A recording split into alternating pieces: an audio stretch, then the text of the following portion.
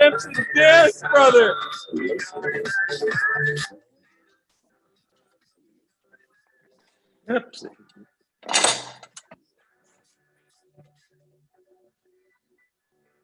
Aiden, fired up.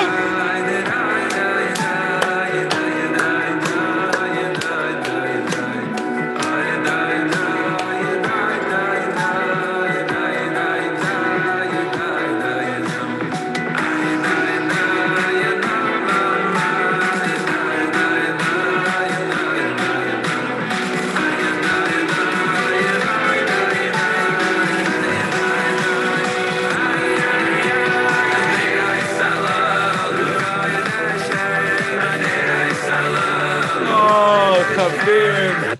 What a pleasure. What a pleasure having you guys on. Woo! It's fired up the candles, the sufganiyot, the sweetness, Samson. Samson, you got to start eating them. We can't just look at them. We got to eat them. Bizrat Hashem. Chaverim Tamar, great to see you.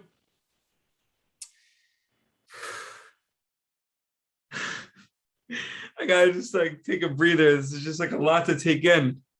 Why? The question is why? Why is it a lot to take in? Number one, because I'm seeing you guys. We're meeting, talking about the depths of Chanukah, the depths of the oil, the depths of the light. But we also just started our Purim countdown. You know, how amazing is it? I had this awakening inside. Samson is getting the grogger. I had this awakening inside. I should start the countdown for Purim. The grogger. It's a powerful medicine. Chanukah and Purim together. And Shabbos. Wow. So I had this awakening, this spark in my mind that we sing about this countdown. And when did we start the Chanukah countdown as Kalali is coming on? We started 105 days officially. It's 105 days until Purim.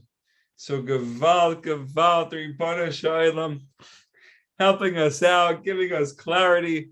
Woo! Kalali is on. Aiden Cohen is on. Atfila b'shem Kol Yisrael. B'shem Kol Yisrael. The power of Tzaddikim. This tefillah is for Pesach Reuben ben Yosef Asara, Bracha Bas Yehudis, Miriam Dodi Bas Chani Ucheved, Nahori Bas Oreli, Yona Bas Basia, Mamash, every neshama in the world, every single neshama in the world. It's Chanukah. We need health, Chavra. We need health. Master of the world, you know that regardless of anything I might say to you or ask of you, if I have any hopes of speedy salvation, the only thing I can depend on is the power of the true tzaddikim. You sent us tzaddikim in every generation. In this generation too, you have sent us awesomely great tzaddikim. I have nothing to rely on except their strength. And so let it grate your love and compassion for me to be aroused. I am under continuous attack. I've fallen so low. I am such pain. My heart is so stricken. Loving God, help me. Ribbana Shalom. Through the power of the true tzaddikim and in their merit, help me fight against my evil thoughts and develop perfect knowledge and awareness of God in holiness and purity. Bizrat Hashem. Chaver, the time is now. We're dafka in that place. We're that place of brokenness, where we need the light of Chanukah. Chanukah is coming at that exact moment. Hashem is coming down to us in the times that we need him most. He's coming to us. We don't need to meet him anywhere. He's coming inside our bias. He's coming inside the deepest, darkest place within us. And he's shining it. He's lighting it up on fire. Bizrat Hashem, and we all be zocha to meet the Tzaddik Emes, to learn about the Tzaddik Emes. Havlacha b'shem Kol Yisrael.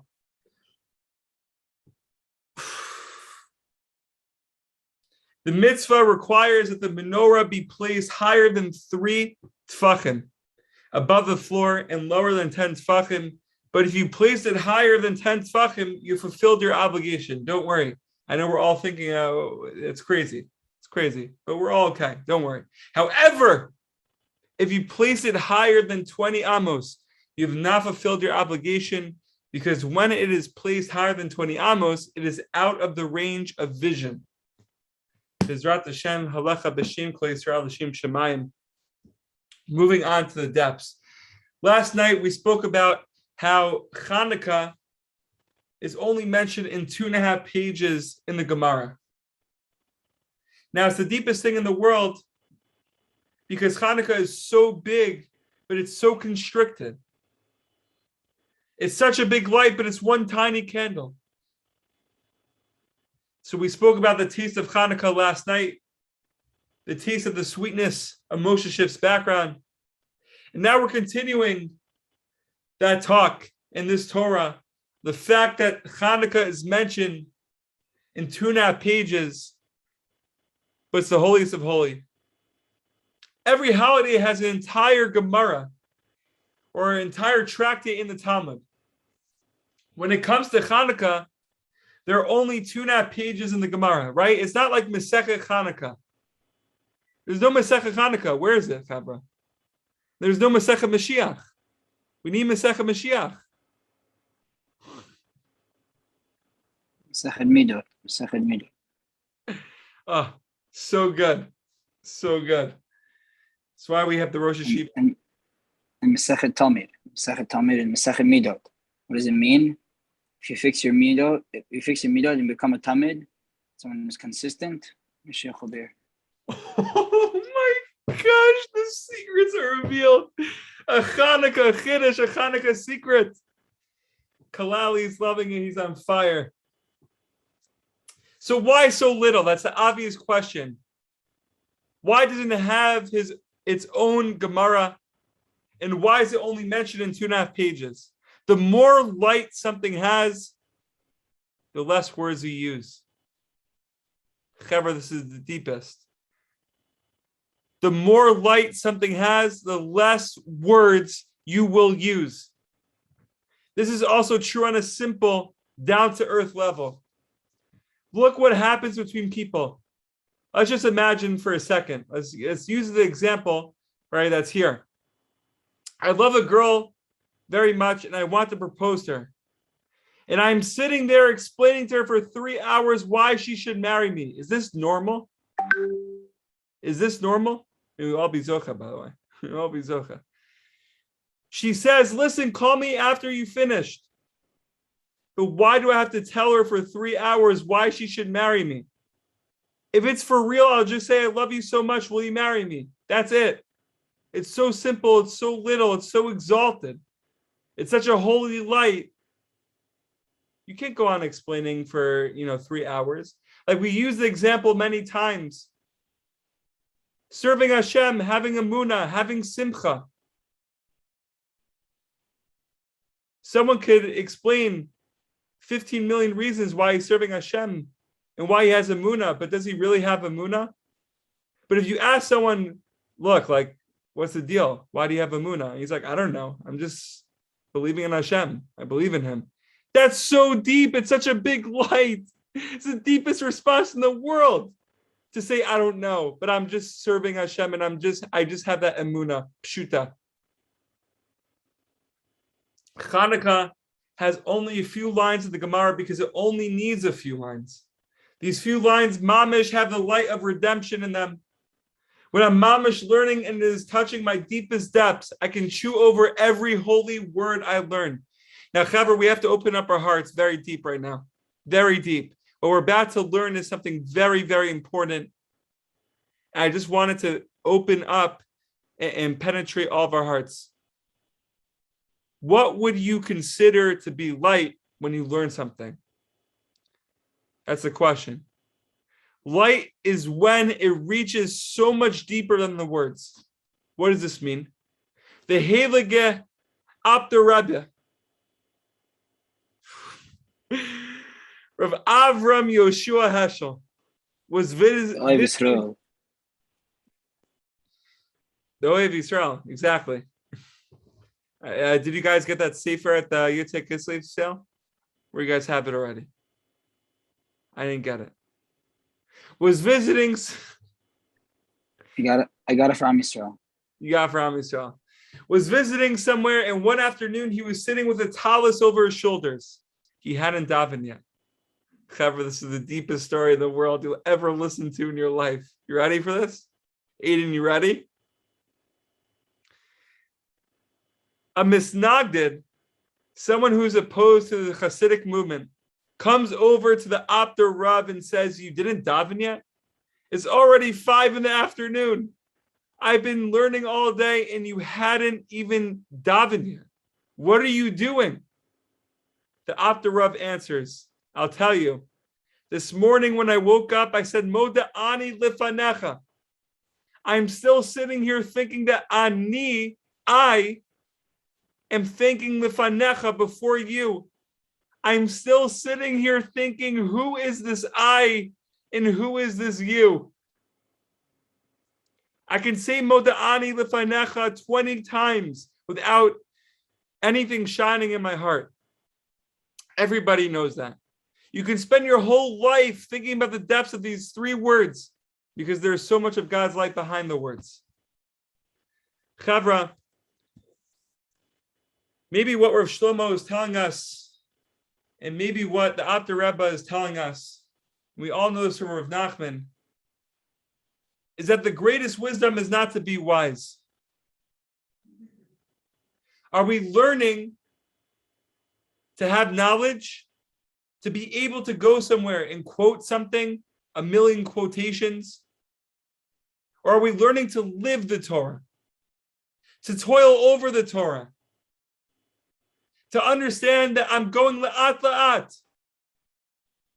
It's a process. I'm not going to have everything at once. I'm not going to grasp everything at once. The Opter Rav is telling us 3 words are the deepest in the world. Not 3,000. 3 words. Bezrat Hashem, Chavra. We should all be zocha. Should all be zocha. Questions, comments, please feel free.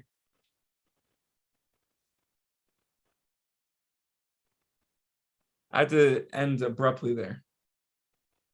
I was I was just hearing some outside noise.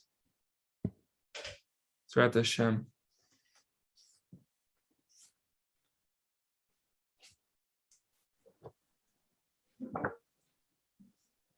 I'll go. I haven't been on in a while, but I do really like what you said. I think it was there's a part of the Hasidic philosophy that I think is really, really powerful, especially even for people who are not so into the text themselves. Even if you're not so into the spiritual aspects, or even so take it so far as into the esoteric text. I think just on a fundamental or basic level, the idea of just like the experiencing, or like when you get to Shema Kolenu and you just stop, you know, and just sort of just meditate for a little bit, think about what you're saying, think about who you're saying it to, and then you say your little private words. But I think the idea of like experiencing, encountering, I think that goes back to what you were talking about proposing. The idea of it being one of the most powerful connections between a husband and a wife is just really, it's not necessarily about being physical or communicating or whatever. It's really just being there. I think there is an aspect of just being with someone, or a state of just or in with regards to Hashem, like being directed or focused on Hashem. And I think just taking that moment to sort of reflect, concentrate. I think even on a basic level, it's very, very important that even if you're not so into the broader aspects of the deeper stuff, just to like stand there for a moment and then continue saying the words, or doing the mitzvah or whatever, but just to really take that second to, wow, what am I doing? Who am I doing it for? Really just meditate on it. It could be not only beneficial to your faith and here, but also really is a recognition of how important it is to you that this is what I'm doing. and I'm aware and conscious of what I'm doing. It's mamish beautiful. I mean, we've been waiting for you. We all know you're watching the YouTube and you're with us, like Samson said before. Samson's 100% right. All 120 Yidden are with us right now, and everyone else in the world. So you were here all along, but seeing you physically, seeing your smile is even more beautiful, mamish. And the words, the holy words that came out of your mouth, even more beautiful. Other questions? Other questions, comments, please feel free.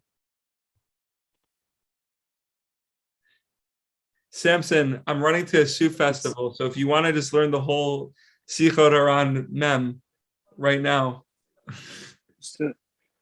I'm joking. I have it out. Okay, I got it out. It says in Sichot Aran Mem,